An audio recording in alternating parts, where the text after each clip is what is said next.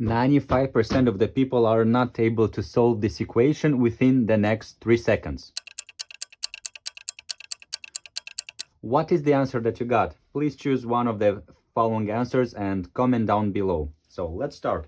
To solve this equation, we are going straight forward because we have division and multiplication, and in the order of operation, which is PEMDAS, division and multiplication have equal priority and they need to be solved from left to right. So what we have is 100 divided by 1 over 100.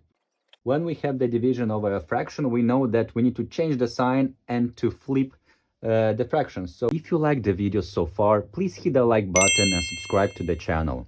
We get 100 multiplied by 100 and then multiply by another 100.